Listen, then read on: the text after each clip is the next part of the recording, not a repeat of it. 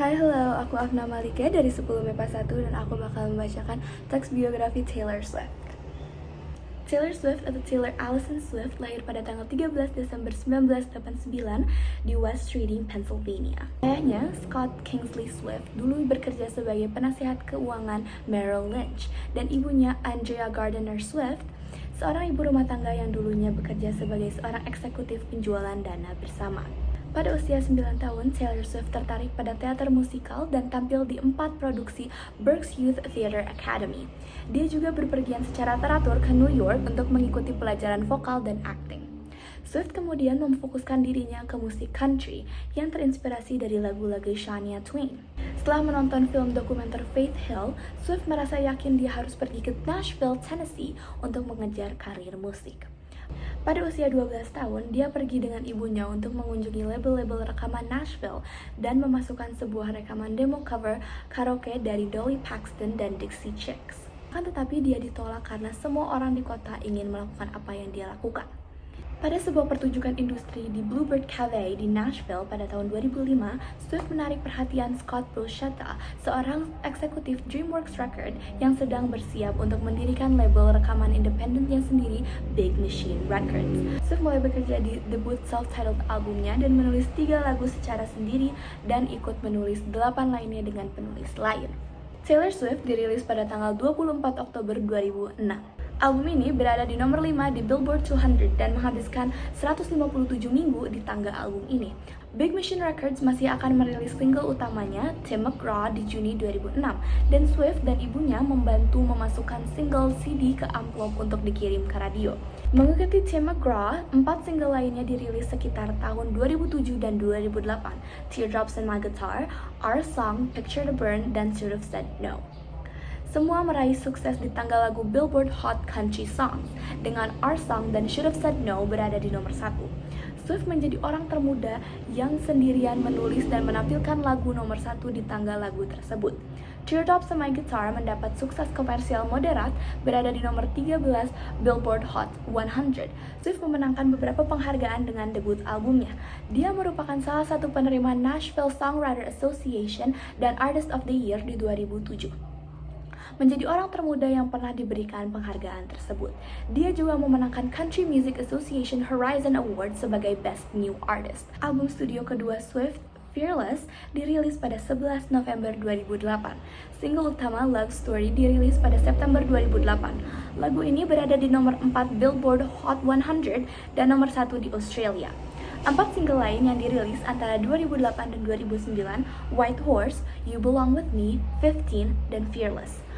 Album ini debut di nomor 1 di Billboard 200 dan merupakan album paling laris tahun 2009 di Amerika Serikat. Album ini dipromosikan di tur konser pertama Swift, Fearless Tour. Taylor Swift Journey to Fearless, sebuah film konser tayang di televisi dan kemudian dirilis dalam DVD dan Blu-ray. Pada tahun 2009, video musik You Belong With Me memenangkan penghargaan musik video MTV untuk video wanita terbaik.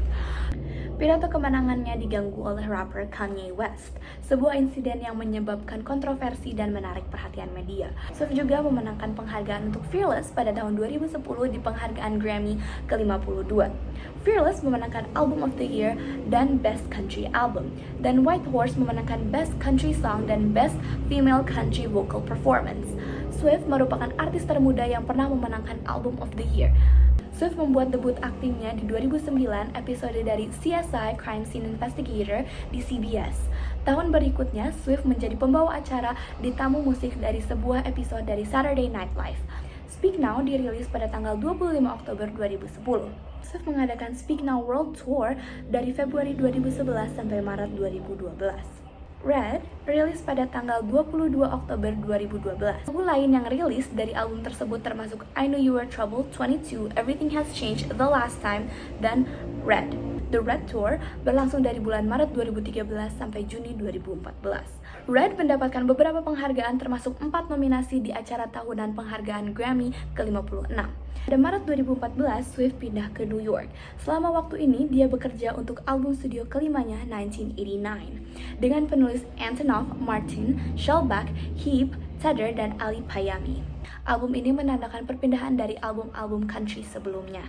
Taylor Swift merilis Reputation pada bulan November 2017.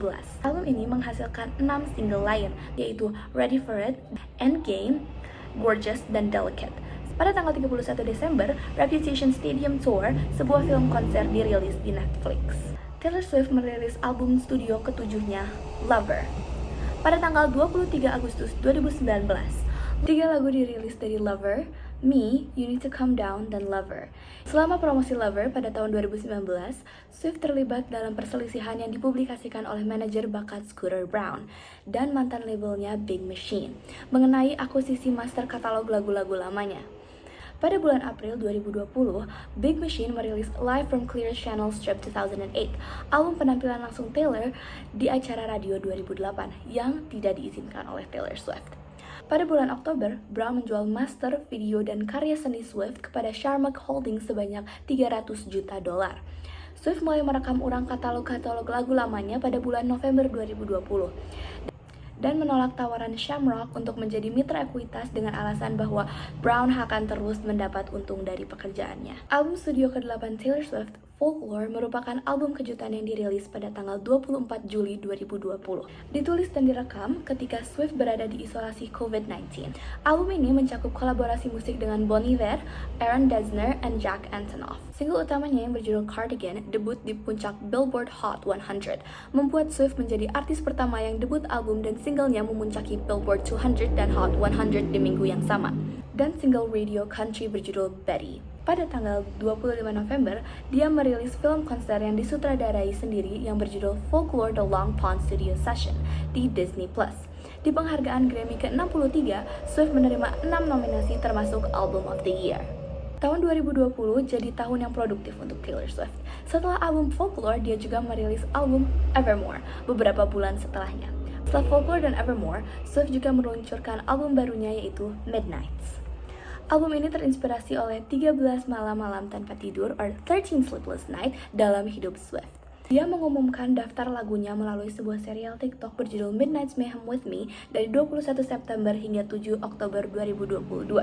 Rekaman-rekaman ulang album studio pertamanya dimulai dengan Fearless Taylor's Version dan Red Taylor's Version. Speak Now Taylor's Version yang dirilis pada 7 Juli 2023 menjadikan Swift wanita dengan album nomor 1 terbanyak 12 dalam sejarah Billboard 200, melampaui Barbra Streisand. 1989 Taylor's Version dirilis pada 27 Oktober 2023.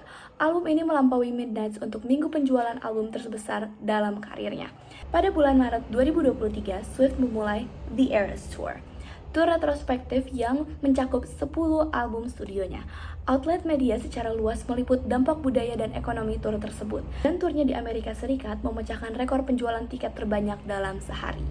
The Eras Tour menjadi tur terlaris dalam sejarah, mengumpulkan lebih dari $1 miliar, dan album studio ke-11-nya adalah The Tortured Poets Department, yang dirilis pada tanggal 19 April 2024 melalui Republic Records. Dan sekian biografi Taylor Swift dari lensa karir musiknya.